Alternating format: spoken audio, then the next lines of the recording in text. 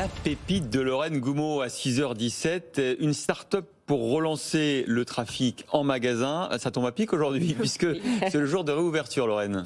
Oui, on est avec Romain Achard qui est le cofondateur de The Ramp, pour ceux qui voient son magnifique sweat. Bonjour Romain. Bonjour.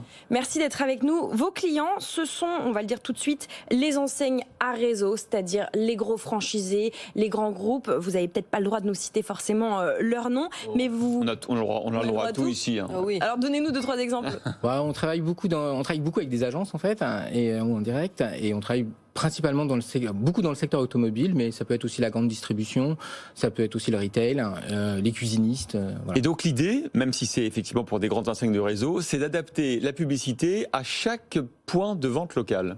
Exactement. En fait, nous, ça fait 20 ans qu'on travaille dans la publicité. On s'est aperçu que le local était un peu le parent pauvre de la publicité digitale. Alors, dites-nous concrètement, qu'est-ce que ça veut dire la pub locale ? La pub locale, ça veut dire qu'en gros, un point de vente va pouvoir faire une publicité juste autour de sa zone de chalandise pour cibler les personnes qui sont à côté à proximité du magasin, et pour pouvoir mieux les cibler et de pouvoir en fait, au lieu de faire une publicité au niveau national qui rapporte pas grand chose en termes de trafic magasin, là c'est centré pour faire venir les gens. Une concession automobile locale par exemple. Exactement, une concession automobile, un magasin de grande distribution, ça peut être des magasins de vêtements. Et comme ça vous faites appel pour cela à Google, à Waze par exemple. Alors oui, on va être intégré, en fait on a une plateforme publicitaire à destination de ces enseignes qui va leur permettre d'acheter de la publicité sur du display, sur des sites thématiques, sur du Google, sur du YouTube, sur du Facebook, sur du Waze, et tout ça de manière intégrée, donc sans se connecter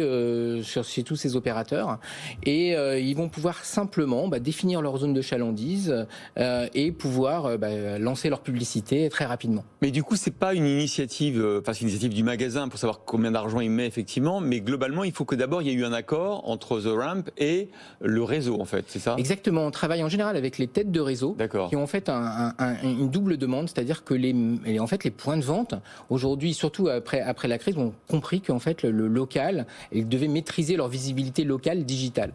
Donc en fait, il y a beaucoup de demandes de ces points de vente, et donc les enseignes à réseau mettent à disposition notre plateforme et leur permettent en fait d'acheter simplement de manière un peu décentralisée leur achat média. Donc ça veut dire que malgré l'essor d'Internet, votre postulat, c'est que c'est important pour chaque point de vente local d'avoir sa propre pub avec les propres infos qui le concernent typiquement. Exactement.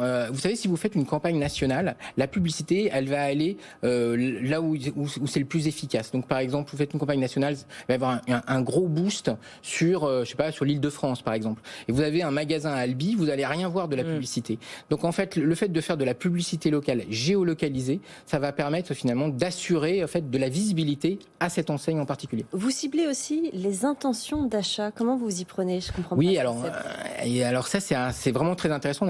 Pendant le Covid, on était un peu au ralenti, donc on a profité de travailler avec l'Institut CSA pour intégrer des données de consommateurs d'un panel de foyers qui va nous permettre en fait d'intégrer dans la plateforme des intentions d'achat. Donc les gens par exemple qui ont envie d'acheter une voiture cette année, et donc au niveau de la zone de chalandise, on va pouvoir cibler quartier par quartier les personnes qui ont dit tiens, j'aimerais bien acheter un SUV cette année quoi.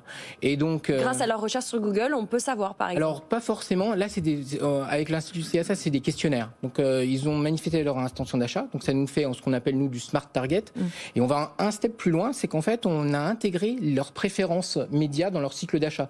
Est-ce qu'ils sont plus influencés, je sais pas, par les réseaux sociaux, par les sites médias.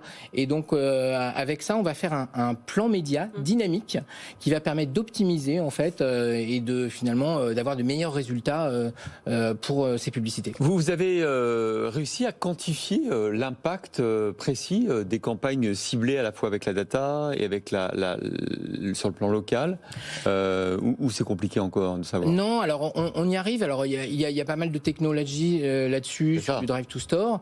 Via en effet des grosses plateformes, on est capable de savoir finalement le nombre de personnes qui ont vu la publicité et qui sont allées en magasin. Et avec les deux innovations qu'on vient de lancer avec l'Institut CSA, c'est vrai qu'on est les premiers tests montrent qu'on a à peu près entre 30 et 40% de taux de clics supérieurs, parce qu'on touche vraiment les bonnes personnes au bon endroit. Une dernière question, c'est une question d'auditeur qu'on a reçue sur les avis Google. C'est un vrai sujet pour les points de vente, c'est facile de prendre une critique. Est-ce que vous, justement, vous arrivez à aider les magasins dans la gestion de ces avis Google pour peut-être améliorer une note, le nombre d'étoiles? Est-ce que c'est ce genre d'opération que vous faites? Alors oui, alors ça c'est ce qu'on appelle la présence. Nous on est très orienté visibilité et la présence c'est autre chose, c'est un peu la vitrine. Et donc vous avez besoin d'avoir une belle vitrine et les avis en fait partie.